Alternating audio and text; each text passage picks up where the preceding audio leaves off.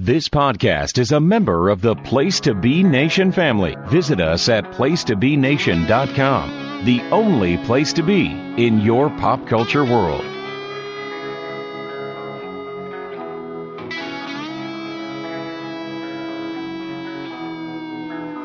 I heard you've been looking for me, but you look for trouble. You're gonna see that your words are dangerous. Your talk is cheap. So now I'm standing here. You tell yourself you know what to do when you realize that I am coming for you. Then you'll change your mind and run like a child when you see me standing here. Now I'm standing here. Don't question my heart. Don't question the fire that burns inside. Place to Be Nation, welcome back to another episode of Extreme Resurrection. I'm James Gruenberg. Alongside with me is Steve Riddle. Steve, how are you doing tonight?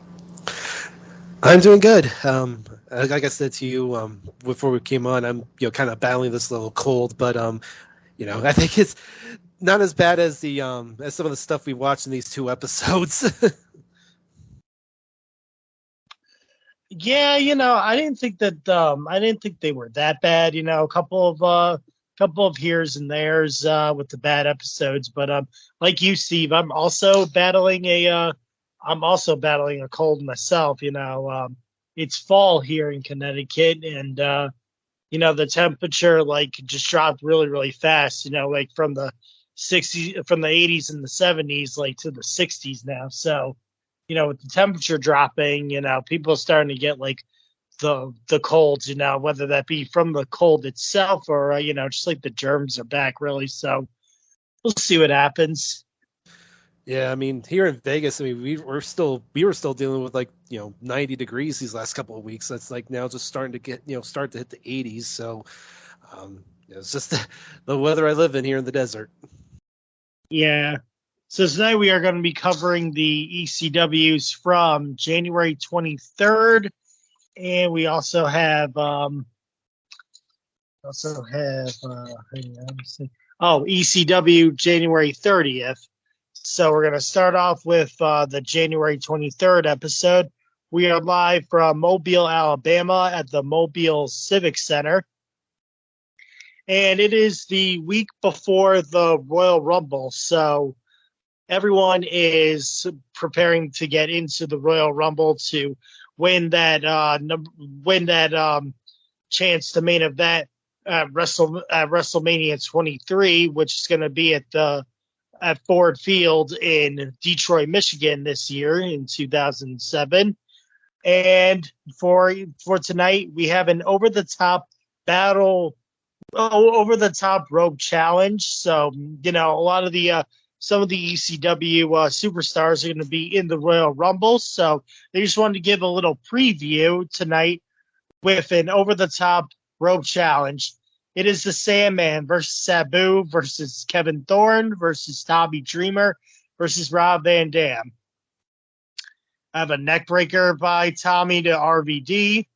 And then basically it's just Sabu eliminates himself and Tommy Dreamer by doing a Hurricanrana that looked botched, but I'm not sure. What did you think of that? It looked kind of botched because he throws himself over, but that might have been the plan too. Yeah, I think it was, the fact that Dreamer nearly landed on top of them, and that could have gone really bad for Sabu. So he's lucky he didn't get hurt. Yeah, and then Kevin Thorne just throws Sandman out. RVD hits Kevin Thorne with a sidekick for the win. I gave it a star. It was just something to just kick off, and hopefully RVD has some good chances in the Royal Rumble. Yeah, I went star and a quarter. I've always loved battle royals, so they're usually gonna as long as they're entertaining, I'll usually give them a decent grade. I mean, pretty much the bulk of the match was basically the little last sprint there with RVD and Thorne, which wasn't too bad. And, good win there for RVD. He kind of needed it after the last couple of last couple of weeks where he didn't get the ECW title back, so he needed a little bounce back here. Yeah. So, RVD sets his sights on main eventing WrestleMania this year. Now we have Marcus Corvan versus Wes Adams. Marcus is basically destroying Wes. The double underhook slam by Marcus Corvan, the pounce, and we also have the armbar for the win. I gave this a star also, Steve. An incredible showing by Marcus Corvan, even if he is going against jobbers. So hopefully, as the weeks go by, he starts facing some of the ECW talent. Like, give him a jobber today, and then put him up against like Little Guido the next time he wrestles on ECW, because I think someone like Little Guido could be a step up, from jobbers to Little Guido, be like, hey, this guy's got something. Yeah, I agree. I went half a star, basic squash here. A couple of things I noticed. One, his name is now spelled Marcus, which of course is the name the way it's going to go from here on. Second, after being announced from the Animal Kingdom last week, this week he's announced from Detroit. So I think they kind of realized that the Animal Kingdom sounded too goofy, and they just billed him as being from an actual city. Cuts a decent little promo before the match begins to kind of basically telling Adams that he's going to run over him if he doesn't get out of his way. And when you look at Adams facially, he kind of looks like Great Value AJ Styles almost, with the way his facial features look like. Just definitely a little bit more on the pudgy side. As this thought I had, but yeah, again, Corvan just showing off his moves. Good double underhook suplex. The pounce looked pretty good. And then he won again with that armbar, which I'm still not the biggest fan of, but it's whatever. I do agree. I don't having him face back-to-back jobbers is fine, but I think from going forward, especially now, especially since he's probably not going to get featured at the Rumble, he should start going up against like you said, kind of more name guys, like a Little Guido's a good choice, or maybe even like a Balls Mahoney or somebody like that, to really someone that can still give him a test, but someone that can put him over strongly and give him like a name win as he starts building his way up the ladder. Yeah, agreed that it's time to get him out of the jobber city and onto the main card players. Maybe not Rob Van Dam, but just starting them out small. Like if Steven Richards is still around on ECW too, you could like give him to Marcus Corvan, not as a squash, but as someone who can put people over. And now we go backstage. Apparently the main event tonight was supposed to be Hardcore Holly versus Bobby Lashley. However, Tess got it changed. So it's going to now be a non-title match before the Royal Rumble. It's going to be Tess versus Bobby Lashley, but Hardcore Holly is mad that Tess got the main event changed. Holly will do anything to get an ECW title shot. Anything on this one, Steve? Well, I'll save bulk of my comments for when we get to the main event, but I feel, you feel a little bit bad for Holly here. I mean, I don't know why they changed it here. I mean, maybe because they thought, given where we are, in basically Holly's hometown, maybe they were afraid he was gonna get a pop over Lashley, which I doubt. I mean, he's been entrenched as a heel. I think the fans wouldn't, split the pop between him and Lashley. But I don't know if that's what their reasoning was. But I mean, if I were him, I'd have a gripe too. Yeah. So now we get the return of Kelly's Extreme Expose. Kelly brings out Layla and Brooke. And Layla has a background in dancing, as she is a former Miami Heat dancer. So good on them to know Layla's background, where like she can be a dancer for these Extreme Expose segments. And they call themselves Extreme Expose as well. So the three of them are called Extreme Expose, and they get interrupted by a test promo. So what'd you think of the Extreme Expose, Steve? It was fine. I mean, I think this is Brooke's debut, so this is the first time we get a look at her. Layla, I mean, this is a good thing for her because she hasn't really done much since she won the Diva Search last year, so this is good for her, and it kind of mixes things up with Kelly, so that she's just not going back to what she was doing before, which was those solo dances. But right at the bat, you can just tell by the dance moves that that Layla easily outshone both Kelly and Brooke. It wasn't even any question. I mean, just by standing next to them, Kelly immediately looks out of place. Even between, I mean, like I said, Layla was easily the shining star, and Brooke was, was fine for what she was doing. But Kelly just stood out like a sore thumb, especially next to Layla. Yeah. So Layla takes home the win for Best Dancer tonight, and she probably will for a little while now until Kelly can get her moves down, and let's see what Brooke has to offer as well. Mm-hmm. So now as we move on, we get CM Punk versus Elijah Burke. And Steve, I looked up before watching this show as well, see what happened to Sylvester Terkay. And it turns out he was released from WWE at around this time period. And he went back to wrestle for New Japan. But I thought it was a little bit of a not a shock surprise, but how early that they released him. Because like he seemed like he was going to be like a huge enforcer guy. Everyone wants to get to Burke, but they got to get through Terkay first to get to Elijah Burke. Burke was the mouthpiece. Terkay was the muscle. So, you got to take down the muscle to get to the mouth. What did you, do you have anything to say about Sylvester Terkay getting released? I mean, I guess you could say maybe missed potential, but I think they knew all along that the guy that they probably had the most potential was Burke. Not to say that, like you said, Terkay could have just been like the silent muscle, backing him up, but I guess they, figured that since they had other plans for Burke that they didn't have to. So I was just looking up. So per the history of WWE, Terkay was released on January 18th. So it was the day after our last, or 2 days after the last show we did. It was him, Tatanka, who, remember, he was, he had made his little comeback in 06. Tony Mama Luke. So Guido now is on his own. No more FBI. And the Gemini. I don't know if you remember that tag team from from that time frame.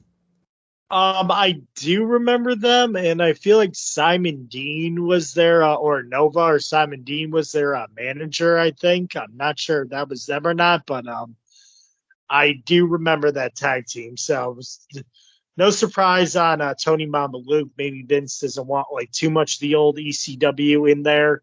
I mean, what did Tony Mama Luke have to offer to ECW on Sci-Fi? I mean, he wasn't being used that much. No, basically with Guido, they were pretty much putting over the tag teams. So, and actually one other quick note for the like ECW loyalists, the next day, the 19th, was the unfortunate passing of one Bam Bam Bigelow. He had passed away at the age of 45. Of course, fans remember he was a former ECW world champion and TV champion. So obviously a sad loss for the business. One of the most kind of unheralded big men that ever graced the squared circle.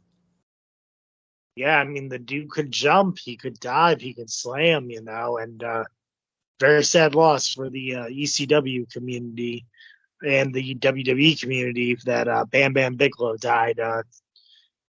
Died around this week too.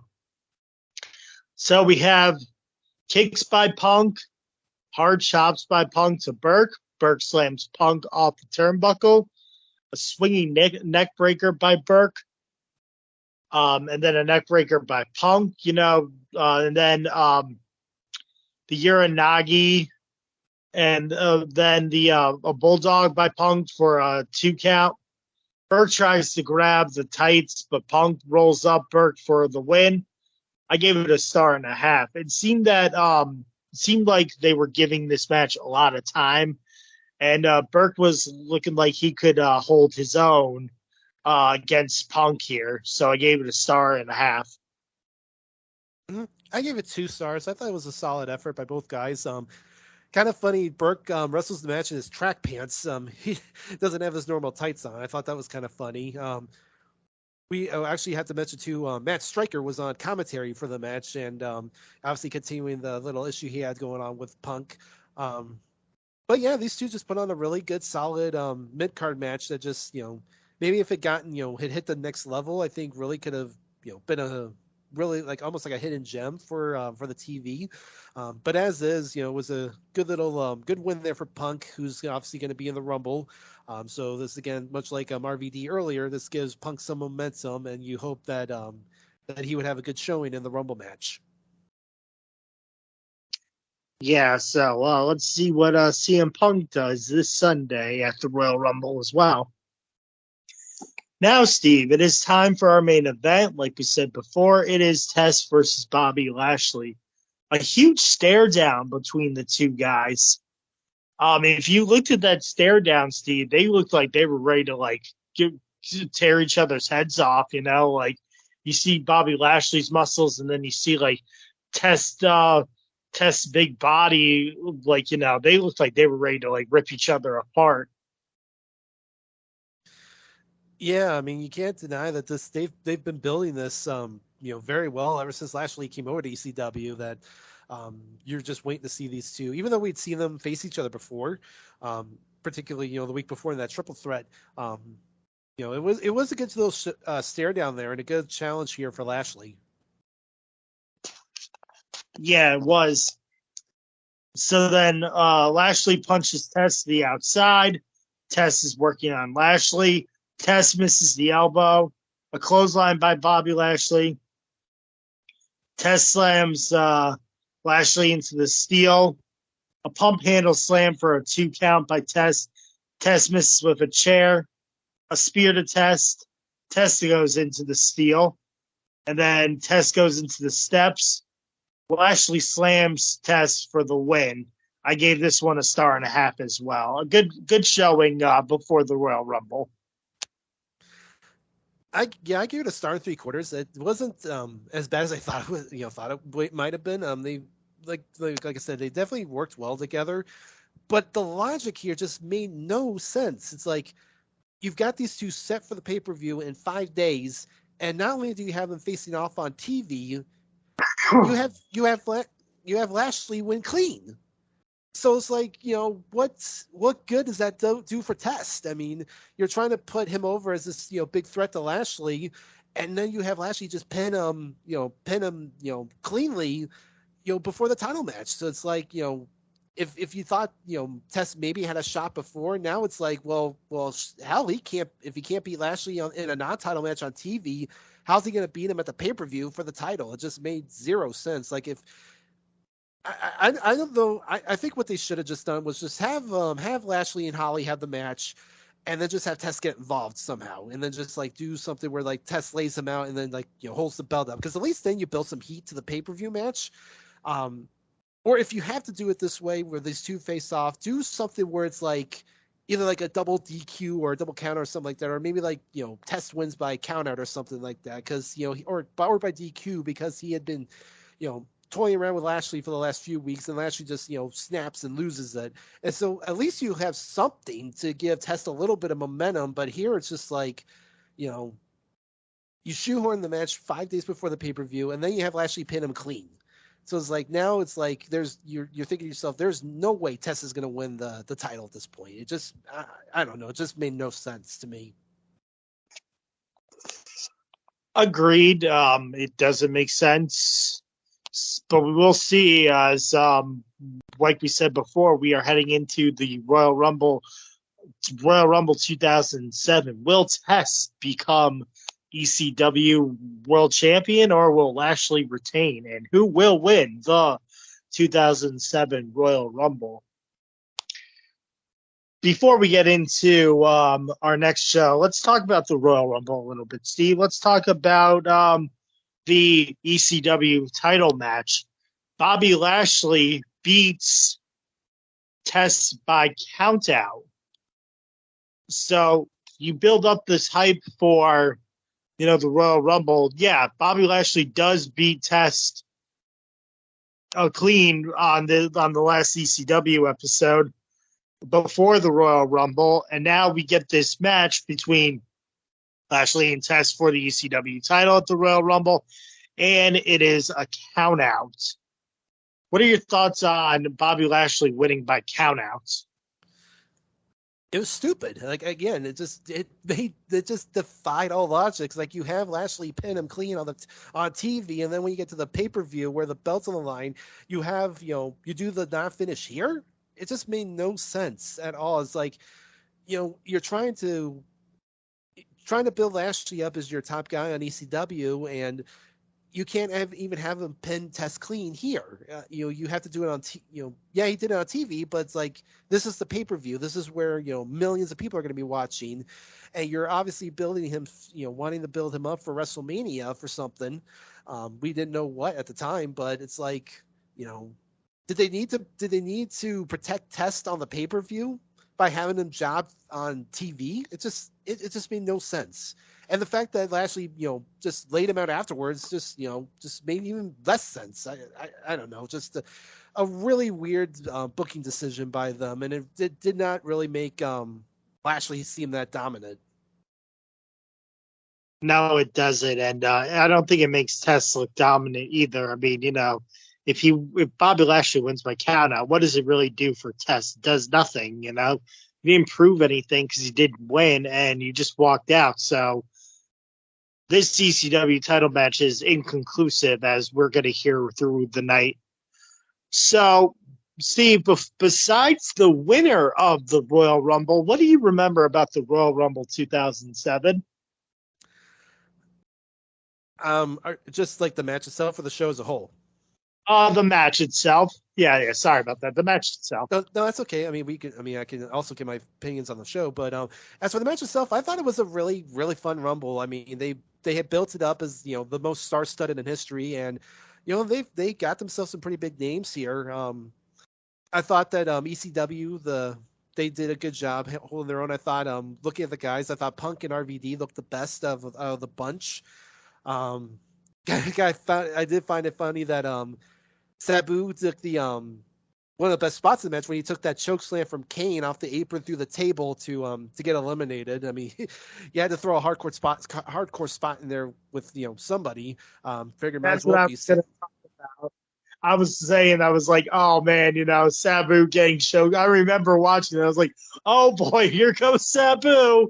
And he just got choke slammed through the table to get himself eliminated. I was like, wow. Yeah. One of the funniest parts I thought was when Sandman made his entrance. He did his usual thing coming through the crowd. He stopped by and he did his opening up the beer.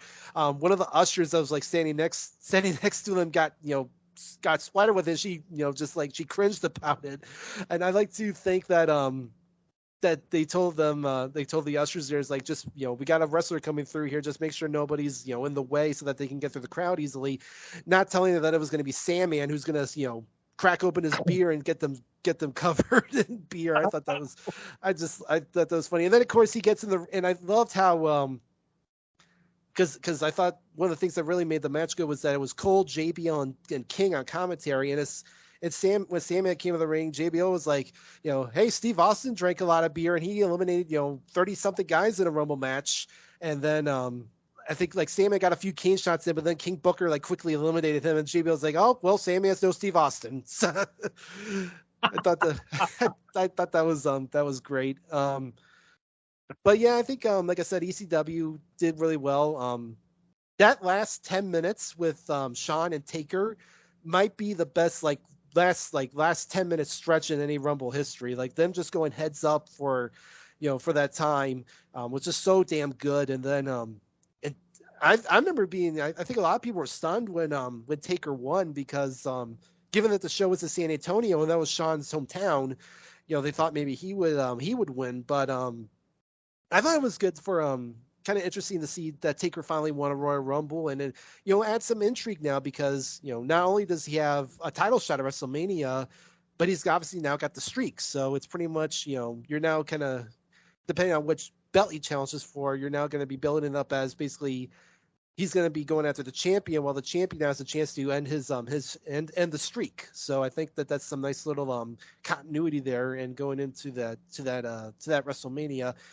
And then just as for the show as a whole, I thought it was a pretty fun show. I mean, obviously, the opener I thought between the Hardys and Eminem in a December to Dismember rematch, I thought was really good. Batista, Mr. Kennedy was a fine world title match, but obviously that Cena Umaga last man standing match is just one of the greatest last man standing matches in history. I mean, those two just went at it with each other, and I think it really gave Cena some great credibility. That he was able to have such an epic match with a guy like Umaga. So I think it definitely was a big win for him. So overall, I thought the show itself was really good. And I'm anxious to see now how the build goes for WrestleMania, particularly for ECW. Yeah, I as well am intrigued to see what happens with ECW if they get their shot to make moments at ECW. But like you said, Steve, The Undertaker has won the Royal Rumble. He last eliminated Shawn Michaels, and I thought Shawn was going to win after eliminating Randy Orton and Edge, who said one of them were going to win the Royal Rumble. And when Undertaker won, I was like, okay, but I was so surprised. I thought Shawn Michaels was going to win the Royal Rumble. Not only does Taker have a title shot, which title is he going to challenge for? He went on Monday Night Raw and gave John Cena the signal that he wants to go after his WWE title on Raw. So Undertaker went to Raw, and will it be for John Cena's WWE title? But now we are on ECW, January 30th, 2007. We are live from Houston, Texas. And Steve, for the first time on ECW on Sci-Fi, it might be the first time in ECW history, Mr. McMahon is backstage. He says that he is going to change up ECW a bit. So Mr. McMahon's going to have an announcement tonight. I found it surprising that Mr. McMahon was backstage. What about you, Steve? Well, this is going to be an interesting time because if you remember, you mentioned, what happened with Taker and Cena the night, on Raw the night before. But if you also remember, Vince was doing his little, I guess, like supposed fan appreciation night where he was really being appreciative, and he got interrupted and, no pun intended, trumped by, of all people, Donald Trump, who made money fall from the ceiling. So Vince was definitely left with a lot of egg on his face, and it will be interesting to see if that plays out any further. But yeah, him showing up here on ECW is pretty interesting. It's because I think you wondered how he would fare on this brand, knowing that what it's become. So it was going to be interesting to see what he has to say. Yeah, it is going to be interesting to see what he has to say. But also, Steve, he runs into, I forgot to say, backstage, he runs into Marcus Corban, and he's looking at what he thinks is the future of ECW as well, and he sees a lot of potential in Marcus Corban. Then he sees the Sandman just drinking beer like he always does, and he goes, "What kind of a name is the Sandman?" "Oh, you got it from that song, Mr. Sandman. Bring me a tree." Da, da, da, da, da. And he starts dancing. So Mr. McMahon is not a fan of the Sandman, but he has high appraisal for Marcus Corvan. Yeah, I mean, right off the bat, you can tell what they think of Corvan, that they gave him a brief there with Vince, and Vince putting him over big time. And not only it's just funny, he walks up, there's the Sandman, like you said, drinking beer and reading a newspaper randomly, and yeah, Vince singing was a sight, because those that have been following our good friends over at the North South Connection at the Extreme Three-Way Dance remember that in the early episodes, whenever they would talk about Sandman, they would actually play that song. So I kind of missed that. I wish they would at least brought that back retroactively when they talk Barely Legal. But yeah, that's just something that I always enjoyed. But and yeah, he chastises Sandman for drinking on the job. Meanwhile, how many times did he see? Was he in the ring with Steve Austin when he was drinking? So. Yeah. So now we have CM Punk versus Matt Striker. A clothesline to the outside by Punk. A neck breaker from the top rope by Striker. Power slam by Punk. Knee to the face and a backbreaker by Punk, but for a 2 count. Striker counters then Striker counters a roll up and pins Punk while his hand is on the rope. So I was watching this match, and you see Striker have Punk pinned, and you can tell at the bat what he's going for. However, the referee sort of stalled a little bit and sort of ruined it, because it's like the ref's got to get in the right position, and it's 1, 2, Striker's got his hand on the rope, 3. And so I kind of feel that the referee stalling and not being in the right position sort of brought the win down a little bit for me. So I went 1.25 stars. I thought it was a good showing by Punk and Striker, but just that where the referee was and the finish really just brought it down a little bit for me. Yeah, I went 1.5 stars.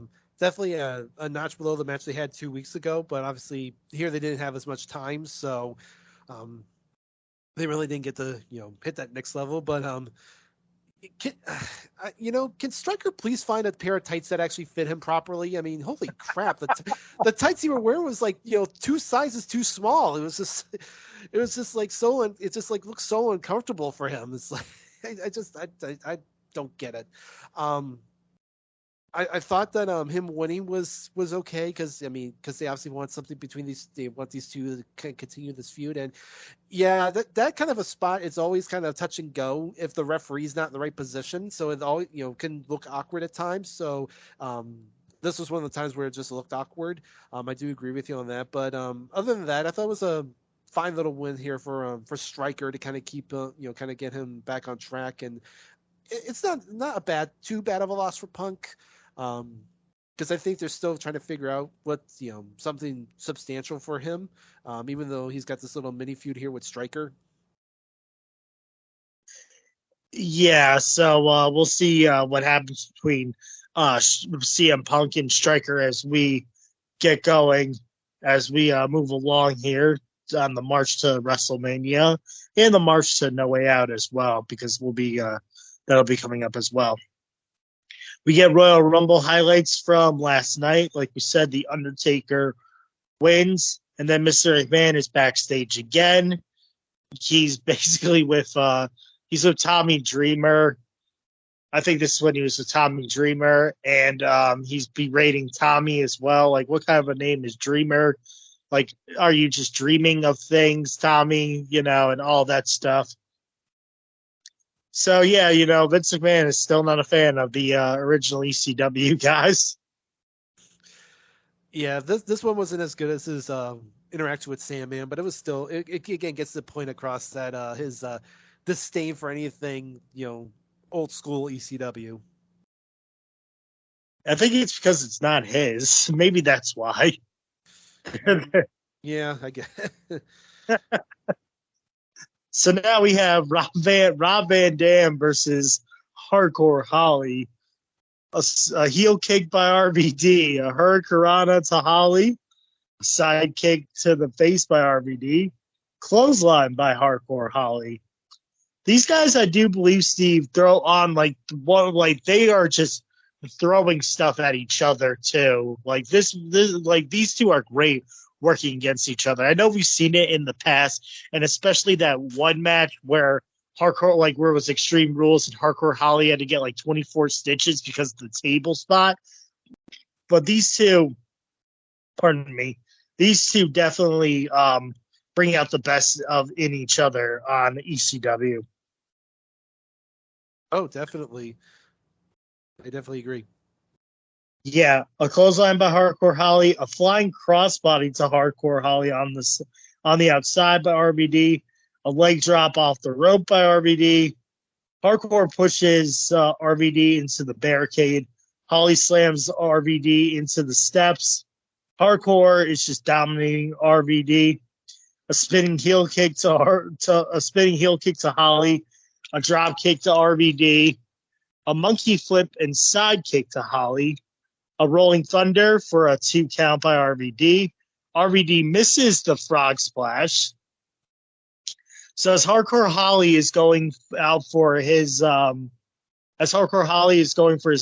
Slam, his back kind of gave out a little bit here, but he slams RVD into the post, and then he hits him with the Alabama Slam for the win. Steve, I gave this a 1 3/4.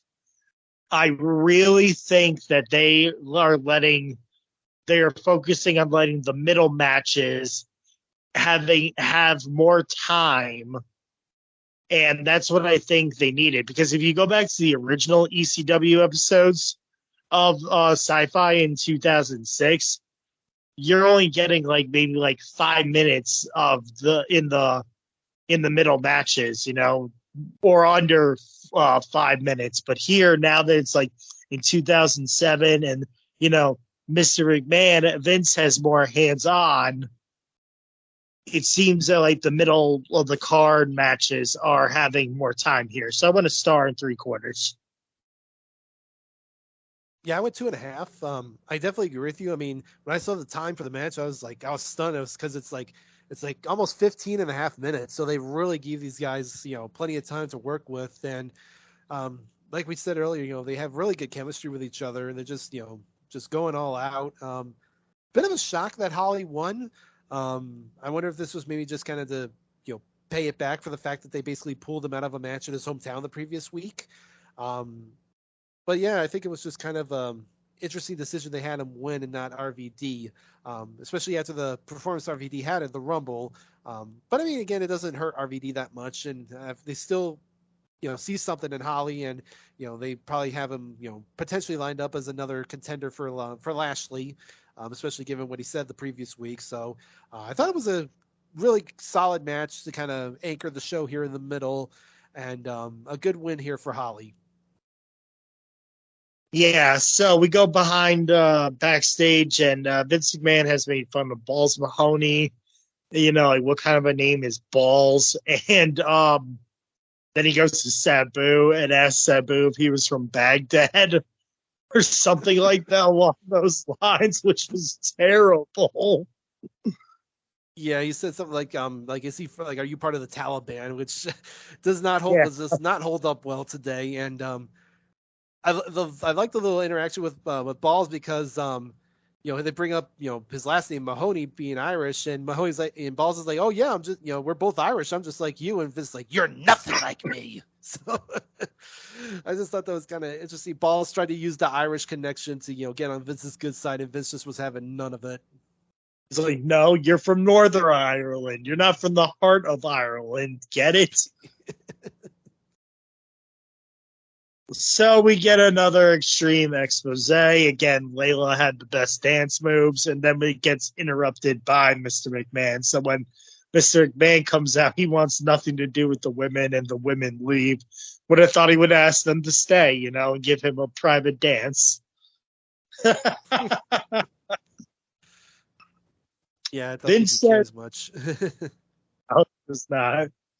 Vince says the original ECW sucks and the ECW legend sucks. So he really is burying the whole original ECW, and he was bringing the ECW originals, and he says that it needs to. He says Vince is here to fix ECW. Says it needs more athletic and fit athletes. He brings out Elijah Burke, and he says that Elijah Burke is what ECW needs. Burke says he will give every ECW original the Elijah experience. Out comes Sandman, Balls Mahoney, Tommy Dreamer, and Sabu.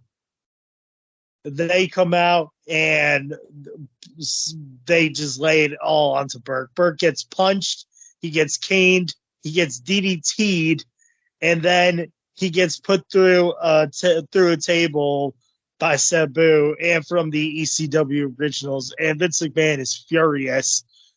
But I think this is a good, solid start to what we're going to see down the line, where the ECW originals aren't going to take Mr. McMahon's crap, nor are they going to take crap from what Mr. McMahon is trying to do in getting these new guys over the ECW originals. A good start to this feud here.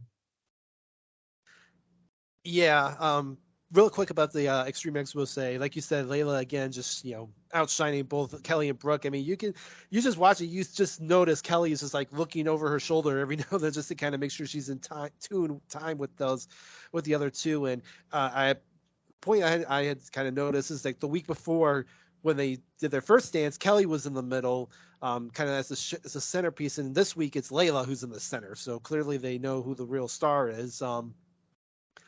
I thought Vince really, really cut a good promo here. I kind of would have thought it'd been interesting if he brought up his past history with ECW, back in the day when he was helping, kind of support them behind the scenes, and kind of, there was always the stories going around that he was, financially compensating Heyman back then.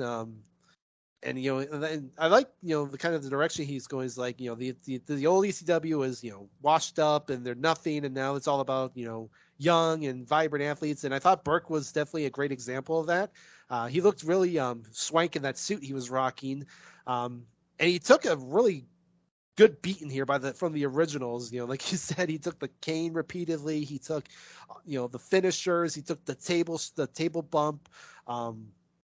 So yeah, kind of we're kind of getting this little this friction here between the originals and this young crop of talent coming in, and it does make me wonder too.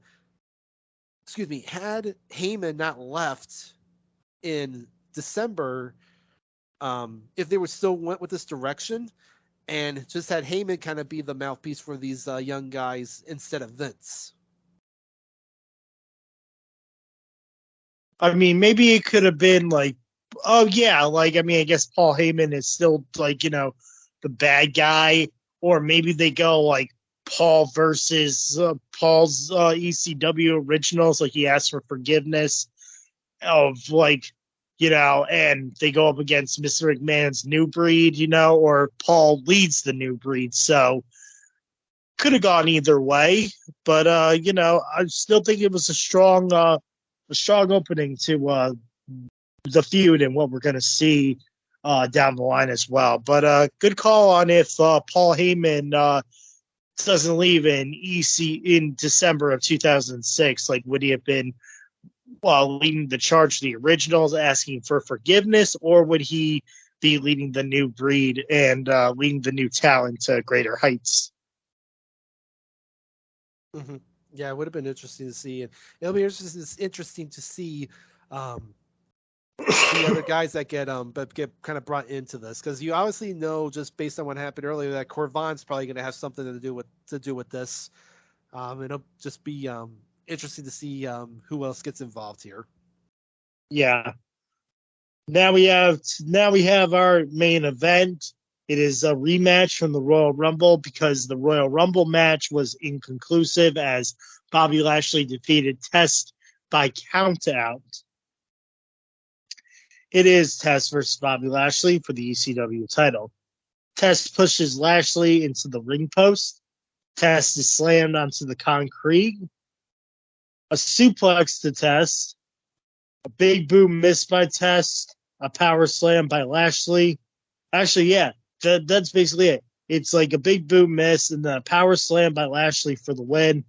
I went a star and a quarter, Steve. Nothing special here, but a good dominant performance by both guys here. But just like nothing special, and I feel like it's just getting a little bit worse for Test, like in the title picture, because now he gets pinned again, not at the pay-per-view, so it makes Lashley look bad even more. But now Test digs himself into a bigger hole because he gets pinned on TV again.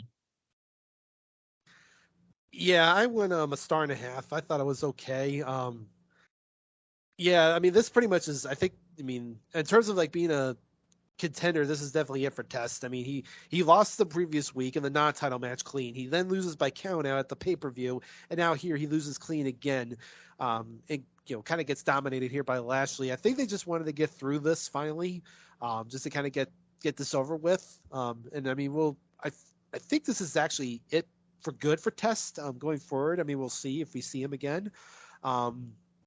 But I think they just wanted to get this over with. Just give Lashley the win he should have gotten at the Rumble.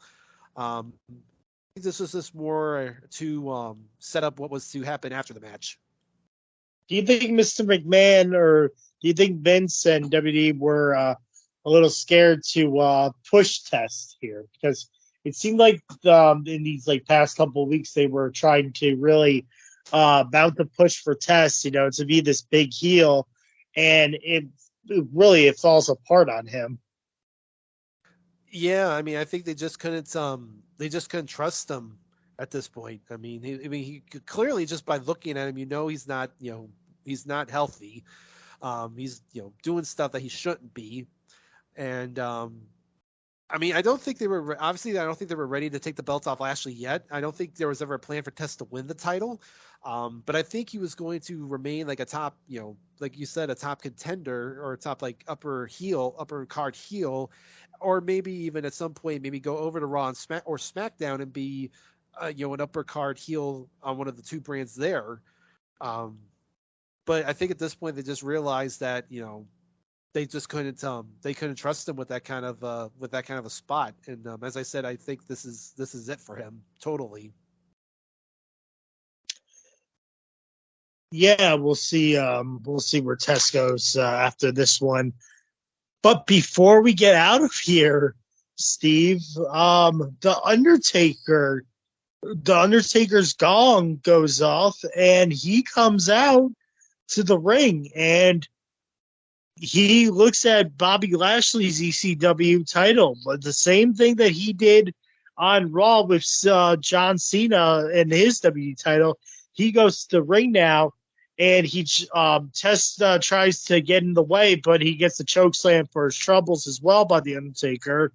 But Undertaker is looking at Bobby Lashley's ECW title, and that might be up for grabs at WrestleMania 23. Should Undertaker pick Bobby Lashley's ECW title?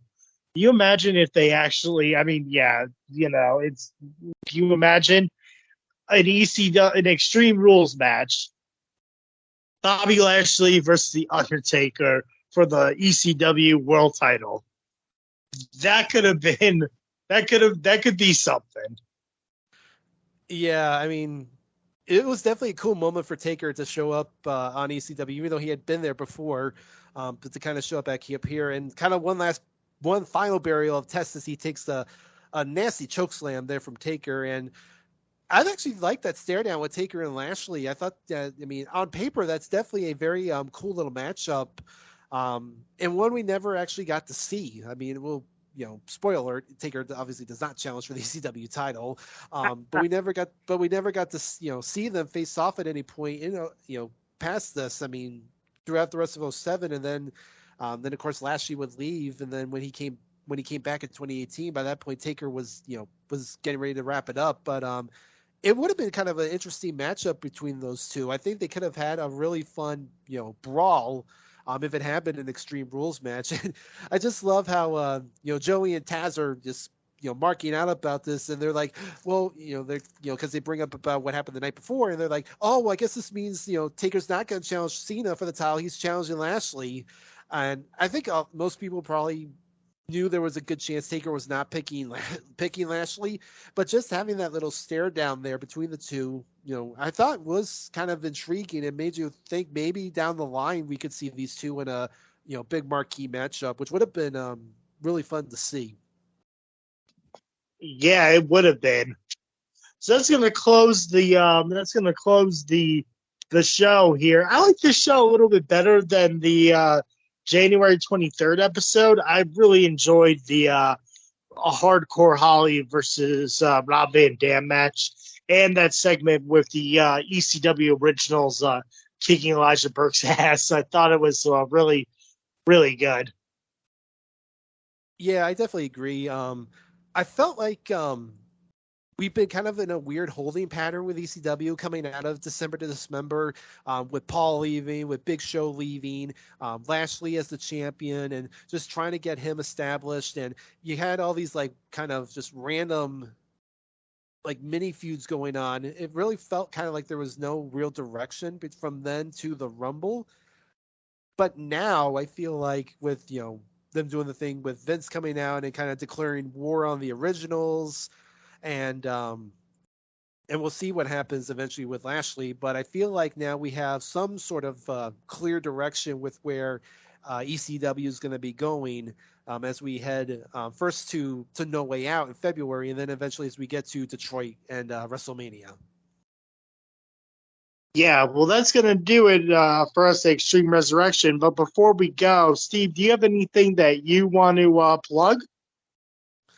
Yeah, so you can usually find me over on the PTB Pop Experience. I have a couple shows there. I have Pop Goes to Classics, where me, Andy Atherton, and Miranda Berthold are going through all the Disney animated films. For this month here, October, we will be looking at The Hunchback of Notre Dame, as we kind of hit this the back half of the Disney Renaissance with some of these films that maybe aren't as highly thought of as some of the other films of in the period, but still pretty good nonetheless. I also have Making Mount Rushmore, where me and a group of people come on and we build our Mount Rushmores through various topics. Obviously, with it being October, it will be a little Halloween-themed episode, so be on the lookout for that. And, of course, I also have the Video Jukebox Song of the Day, which I do along with several other great guys, as we basically live watch a music video and then discuss, talk about it. It's a quick, thing that you could do early in the day. We've had a couple of great theme episodes as of late. We did one where we did cover songs. We have one coming up that will be TV themes, which should be interesting. And then, of course, when we get to the end of the month, we'll do songs for Halloween. So lots of great stuff there. You can usually find me over on the PTB Facebook page. Lots of great discussions going on there every day. And our recent tournament just wrapped up, where we determined the greatest animated film of all time, which was won by The Lion King. So I think a very worthy film to win that title. It edged out Shrek to win it all. So congrats to The Lion King for that. And thank you to everyone who took part in that tournament. Probably will be the last one we do this year. So keep an eye out of when we do our next one when we get to 2023. Yeah, a lot of pop going on that pop feed. I also have a theme request. Let's do pay-per-view theme song music videos. Go find Puddle of Mud Controls music video from Survivor Series 01. That's what that would be my theme for a month. Well, I was recently on an episode of the Ruthlessly Aggressive podcast covering No Way Out 2003. You had the return of Stone Cold Steve Austin. You had Rock Hogan 2. And you had that really good you had that really good handicap match between what was it? It was Brock Lesnar and Benoit. Yeah, Brock Lesnar and Benoit versus Team Angle. So that was really good as well. So listen to that episode for my recap of No Way Out 2003 with Jacob Williams of the Ruthlessly Aggressive podcast. Well, that's going to do it and wrap it up for us here on Extreme Resurrection. I'm James Gruenberg. He's Steve Riddle, and we will see you next time.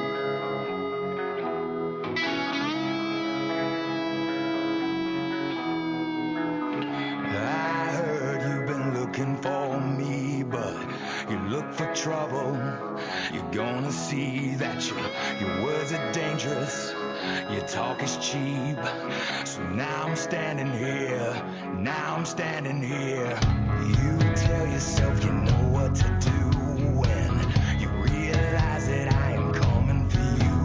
Then you'll change your mind and run like a child when you see me standing here. Now I'm standing here. Don't question my heart. Don't question the fire that burns inside.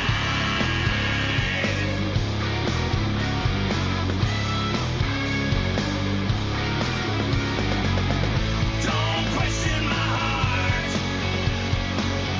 Don't question a heart prepared to fight. What?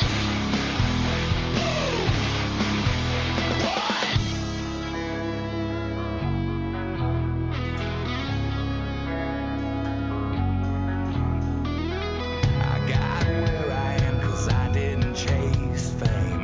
And I've seen you before and you're all the same. Just one more mouth talking words insane. Just one more mistake with different names. Don't question my heart. Don't question the fire that burns inside.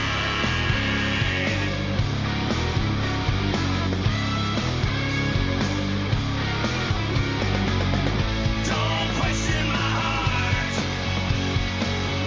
Don't question a heart prepared to fight. What?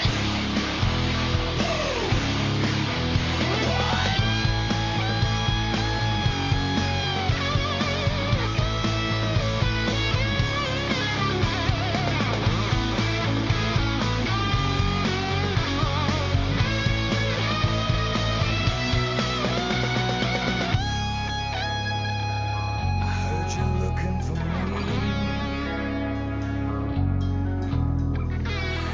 I'm standing here, still standing.